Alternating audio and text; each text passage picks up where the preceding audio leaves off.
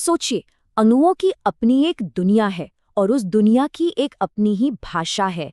एक छिपी हुई भाषा जो तय करती है कि उनका स्ट्रक्चर कैसा होगा, उनका बर्ताव कैसा होगा और वो कैसे बने रहेंगे। और ये भाषा है सिमेट्री की। ये एक बहुत बड़ा सवाल है। अगर हर मॉलिक्यूल को अलग अलग समझना पड़े तो सोचिए केमिस्ट्री कितनी मुश्किल हो जाएगी।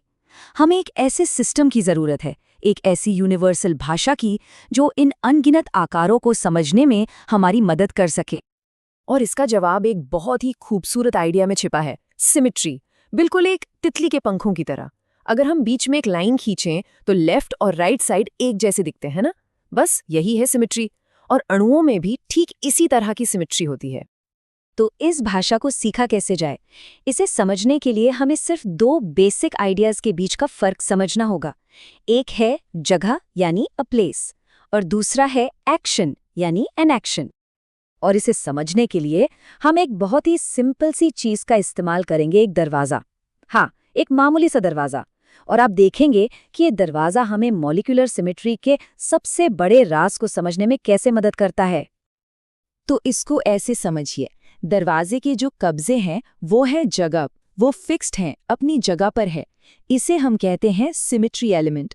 और दरवाजे का खुलना बंद होना, मतलब उसका घूमना, वो है एक्शन जो उस सिमेट्री को दिखाता है। इसे हम कहते हैं सिमेट्री ऑपरेशन।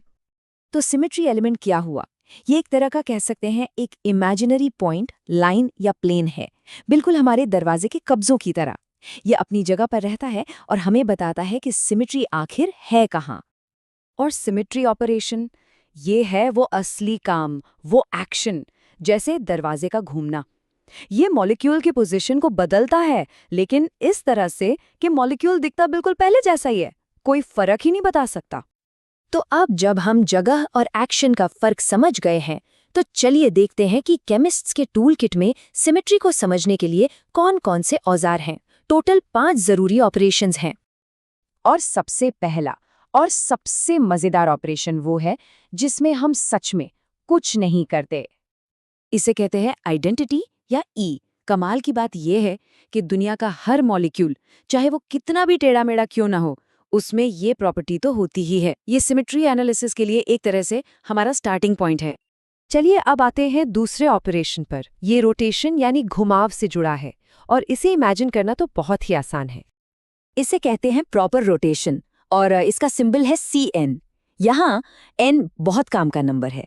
ये हमें बताता है कि 360 डिग्री का पूरा चक्कर लगाने पर मॉलिक्यूल कितनी बार हूबहू वैसा ही दिखता है। जैसे अमोनिया NH3 को लीजिए, उसे अगर हम 120 डिग्री घुमा दें तो वो बिल्कुल पहले जैसा ही दिखेगा। तो इसमें C3 एक्सिस है। क्यों? क्योंकि 360 को 120 से डिवाइड करें तो 3 आता है। सिंपल। हमारा अगला टूल है रिफ्लेक्शन यानी परछाई। ये भी एक बहुत ही जाना पहचाना आइडिया है। यहाँ हम एक इमेजिनरी शीशे की कल्पना करते हैं जिसे कहते हैं सिमेट्री प्लेन या सिग्मा, जो मॉलिक्यूल को 2 बराबर एक दूसरे की मिरर इमेज वाले हिस्सों में काटता है। अब ये प्लेन वर्टिकल यानी सिग्मा वी भी हो सकते हैं, जो मेन रोटेशन एक्सिस के पैरेलल होते हैं, या फिर हॉरिजॉन्टल यानी सिग्मा एच, जो मेन एक्सिस के परपेंडिकुलर होते हैं। चौथा ऑपरेशन थोड़ा सा अलग है। इसमें एक सेंटर पॉइंट से पूरे मॉलिक्यूल को कह सकते हैं उलट दिया जाता है।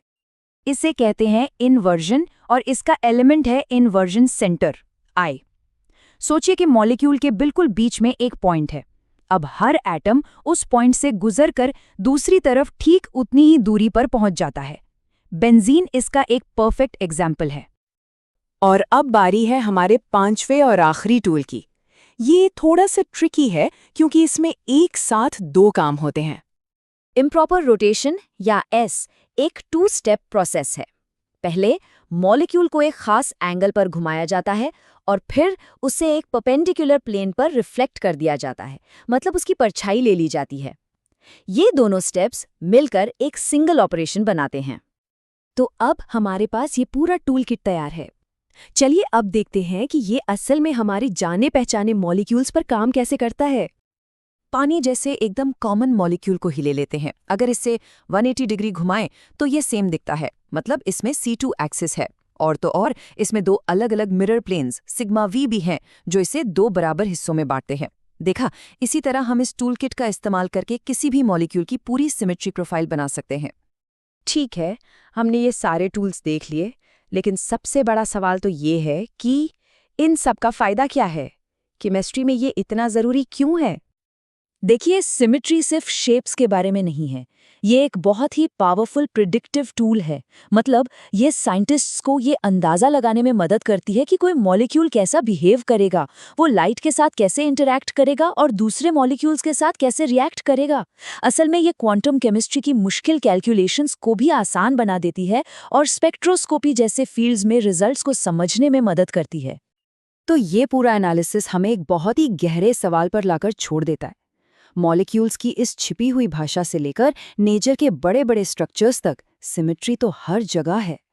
ये सोचना वाकई दिलचस्प है कि और कौन सी अनदेखी सिमेट्री हैं जो हमारे यूनिवर्स को चला रही हैं।